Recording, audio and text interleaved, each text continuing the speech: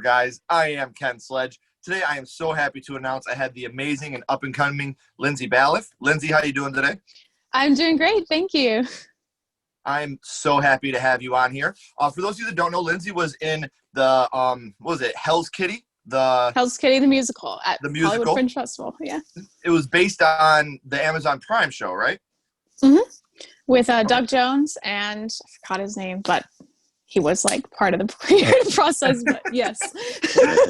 You also just finished The Prom, which will be on Netflix in December.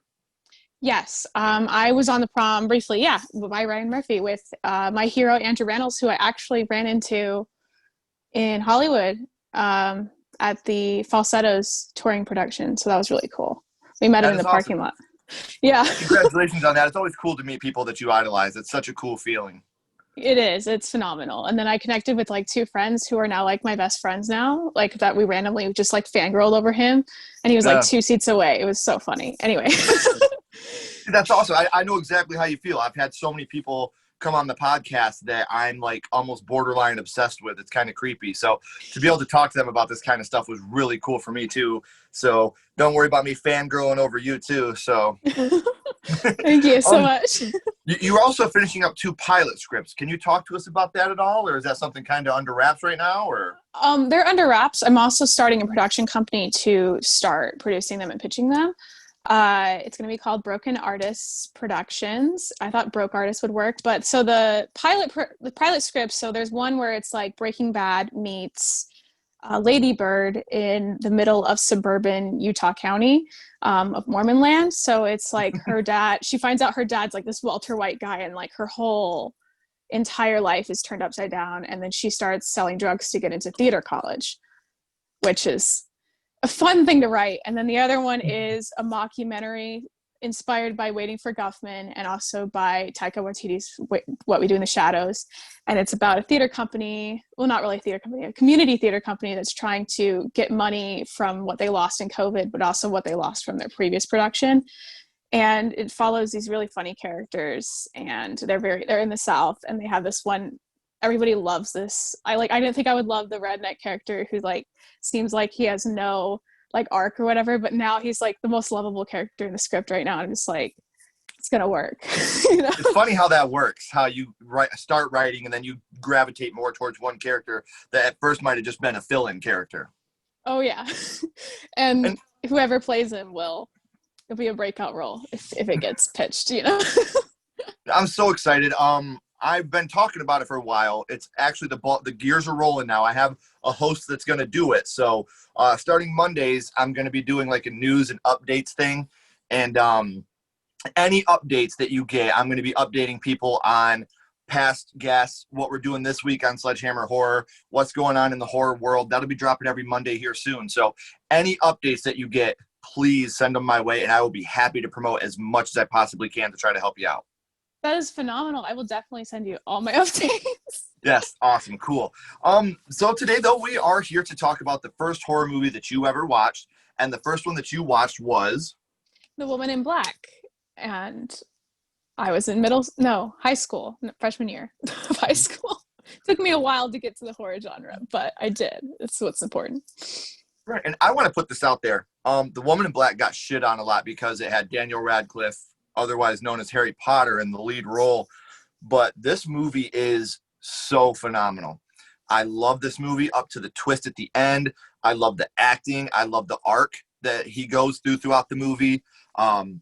There's just so many twists and turns throughout this movie, and it does not end the way that you'd think it would end. We'll get to the ending in a little bit, but a couple questions for you. You said you were a freshman in high school. Did you watch it with friends, or was it something you just stumbled upon, or was it like, hey, I got to see this because Harry Potter's in it? It was because Daniel Radcliffe, Harry Potter was in it, and I was unnecessarily obsessed with Harry Potter from middle school until even still. But I was just like, I would write fan fictions about Harry Potter like 24/7 with my friends. Like it was good practice, and so I love Daniel Radcliffe more than anything. So I was just like, it's Harry Potter, Mom, we gotta go. And she was just like, it's a horror movie. And I was like, I know. And we were just scared, and like we went, and then there was this weird crazy girl from my high school that I didn't really like that kind of ruined it, but then also kind of made me not so scared the whole time because she just laughed uncontrollably in weird spots. But helped me get through it and learn that, hey, horror movies aren't so bad or Right. scary. So is this a movie you've watched a couple times, or was it just that one viewing? Actually, I don't think I could watch it again because it was so sad. But it did make me go into the genre a lot more, if that makes sense. Yeah. No, As you absolutely. can see, there's an It Chapter 2 poster behind me. But So I do want to put this disclaimer out before we go any farther. There are going to be spoilers about this movie. This is a newer movie. When this is like a Nightmare on Elm Street, Friday the 13th, Halloween, I don't put a spoiler disclaimer. This is a newer movie. So if you guys have not seen this movie, and like I said, it's got unnecessarily bashed because it has Harry Potter as the lead role. It's a phenomenal movie, guys. It has the most dramatic ending.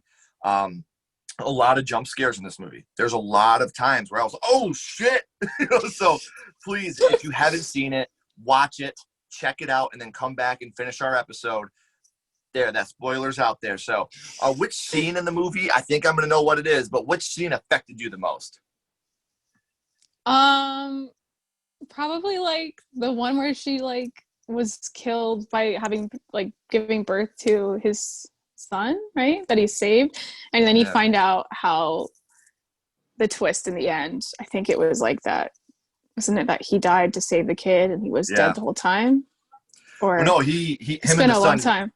Yeah, no, okay, so the basis of the movie, for you guys that haven't seen it, you have the woman in black, and she's an apparition, and she can control children, and she's killing children.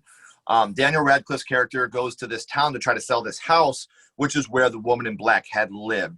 So without giving away the whole plot, pretty much what it is, to sum it up, she can control kids. She makes kids kill themselves, and they all blame Daniel Radcliffe because she had been gone for a while, but he came back and went to the house and opened that evil back up. And the scene that she's talking about at the very end, you think that the curse is broken. It's one of those things where, okay, cool, this is broken, everything's done. We reconnected her with her lost son.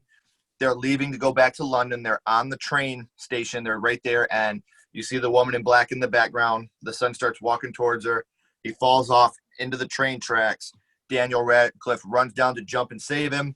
Doesn't get him in time. Father and son both get hit by the train and die. So it's a sad ending, but it's a happy ending because their ghosts are walking. And like she said, Daniel Radcliffe's wife, which is a big part of the movie, he reconnects with his wife in the afterlife, which is what all of us hope and pray for, that we get to see our loved ones again in the afterlife. And, you know, there's so many points in this movie where Daniel Radcliffe is overcome with guilt because she died giving birth to their son.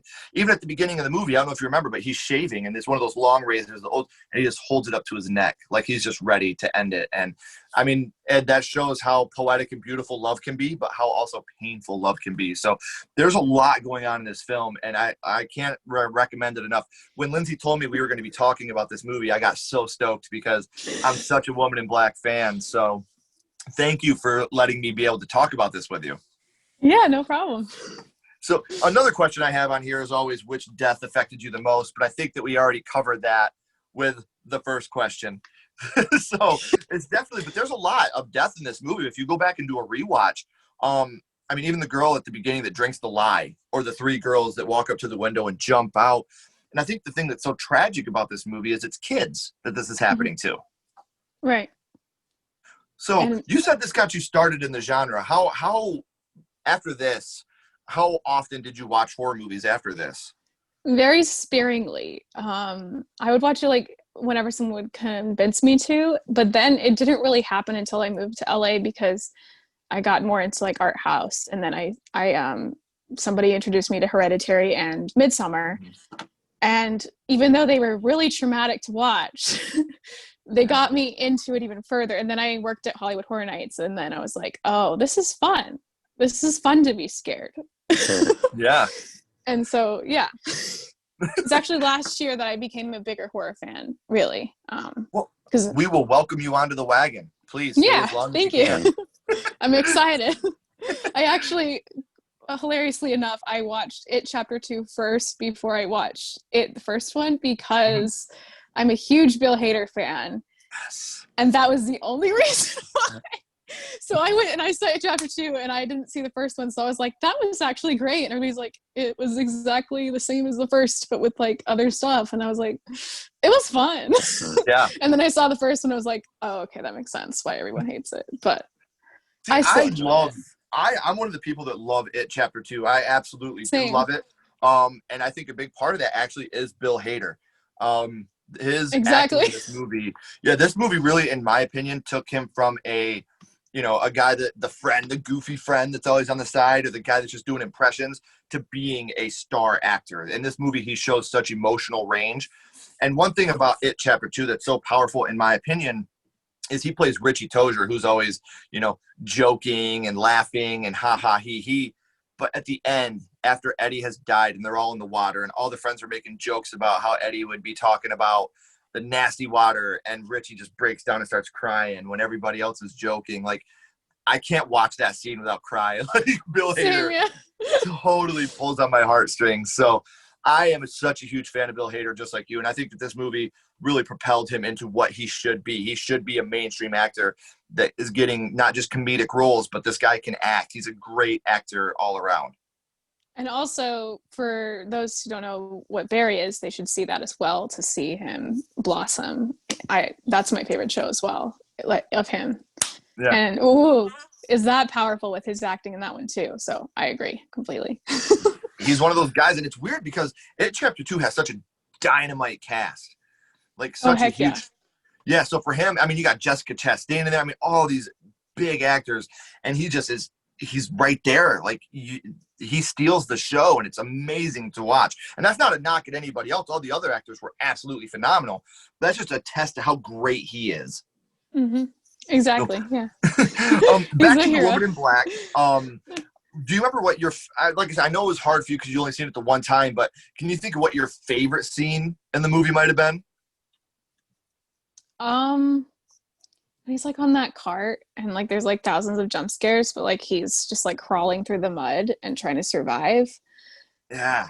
It was just Saving the like, little boy. yeah, and it was like visually cool too, even Mm-hmm. though like we're all on our edge of our seats hoping he doesn't die, but it's also like, look, it's all this black. It's all Yeah. symbolic and stuff. I'm all about that because I'm like, I want to be a director as well. So I'm just like, visuals. So that actually stuck with me more than anything else, was the being stuck in the black mud thing, trying to get out. And it was also symbolic for what his situation was, to Sure.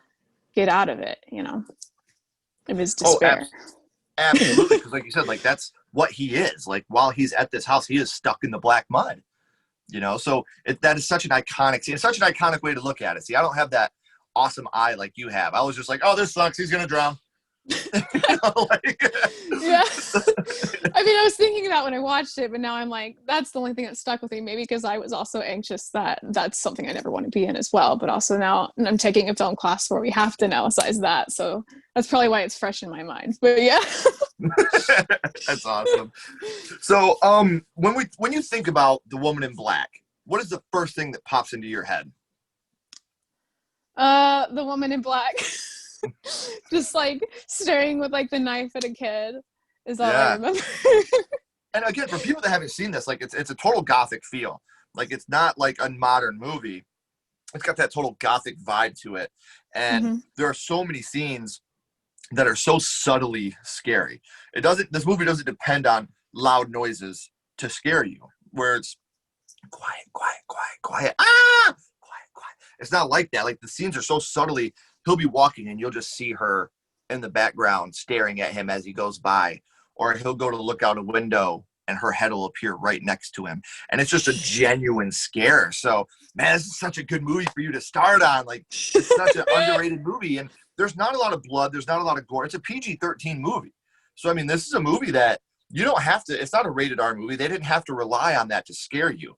So, man, I keep gushing about how much I love this movie, but damn, do I love this movie. Like, I'm so glad we can talk about this. This is so rad.